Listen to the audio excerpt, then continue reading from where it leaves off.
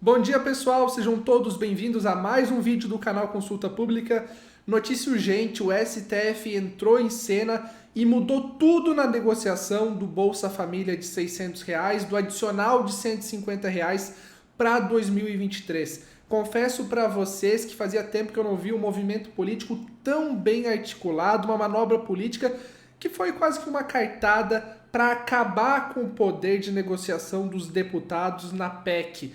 Rapidamente eu vou te explicar o que aconteceu, porque o STF bateu o martelo e disse que o Bolsa Família, o Programa de Assistência Social, pode ser pago fora do teto de gastos. E isso muda totalmente o cenário da votação que deve ocorrer amanhã na PEC da transição. É uma verdadeira manobra política e os deputados agora caíram do cavalo, porque o voto que valia muito nessa PEC da transição, agora vale bem menos e abriu o caminho para a aprovação disso. Ministro Gilmar Mendes, parceiro antigo, parceiro de longa data do presidente Lula, foi quem deu essa carta branca para que essa negociação avance. Preste muita atenção nesse vídeo, porque isso basicamente completa o vídeo de ontem que eu fiz para vocês, que eu falava sobre uma medida provisória poderia ser considerada uma pedalada fiscal. Agora mudou tudo nesse vídeo, você vai entender rapidamente esse assunto. Não esqueça de deixar o like, de fazer a inscrição e de participar dos nossos grupos. Vindo aqui para nossa tela, trouxe aqui duas manchetes. Gilmar Mendes tira Bolsa Família do teto de gastos e abre espaço para plano B de Lula. Com decisão de Gilmar Mendes, PEC da transição deixa de ser essencial a Lula. O que aconteceu, pessoal? Tem essa PEC, projeto de emenda à Constituição, para abrir espaço no orçamento para pagar o valor de 600 e o 150 adicional. Você já sabe disso.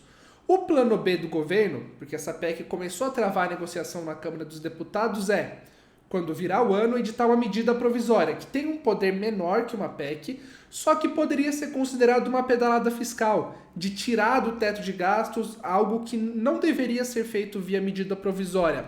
Só que isso aqui, essa decisão do Gilmar Mendes, corrobora que o plano B poderia ser feito sem ser considerado uma pedalada fiscal. Ou seja, deixando bem claro, se a PEC não passar, eles conseguem fazer com segurança jurídica em janeiro uma medida provisória para pagar os 600.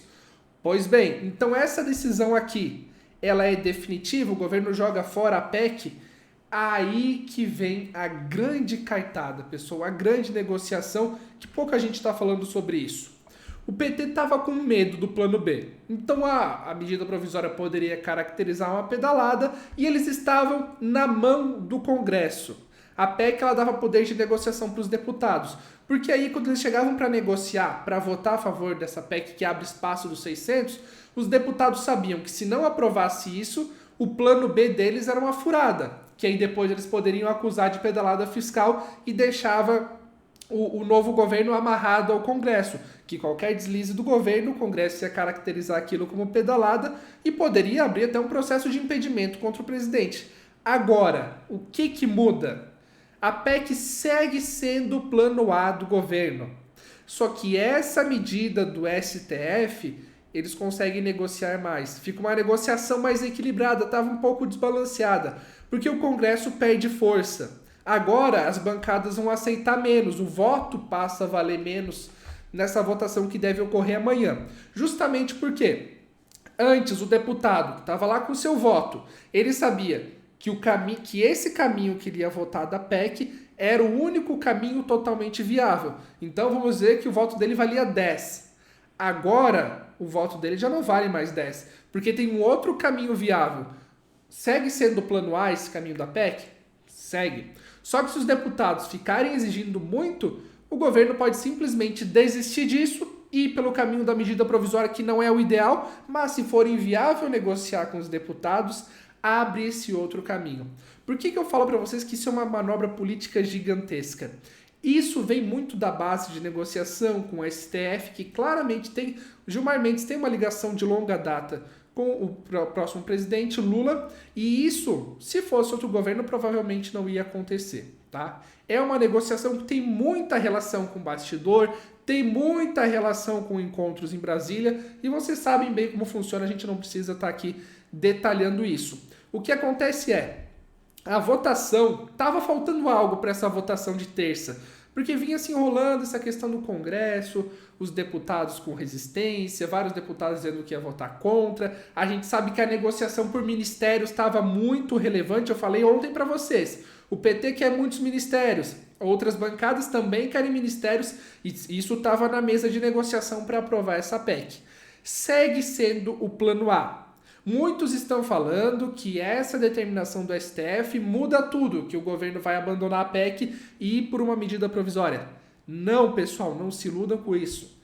Isso é um grande plano para enfraquecer os votos contrários à PEC e abrir o caminho para aprovação. É a cereja no bolo que eles consideram para essa grande negociação.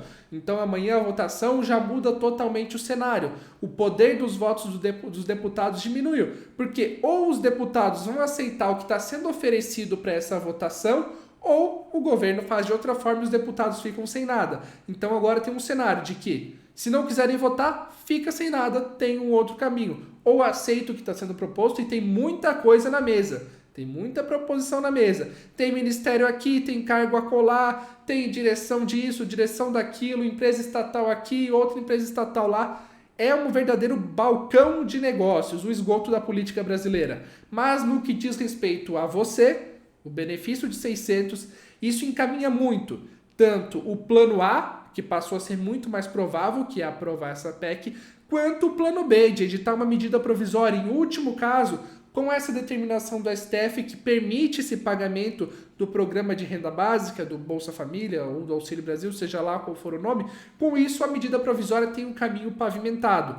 Portanto, o pagamento dos 600, que já era provável, agora então, pessoal, muito bem encaminhado. Dificilmente não sai o valor de 600 em janeiro e o benefício adicional de 150. Os detalhes de como isso vai ser pago só no ano que vem, que é quando o Poder Executivo, que é quem executa, que é o novo governo, entrar, pegar esse espaço no orçamento e fazer os decretos correspondentes disso.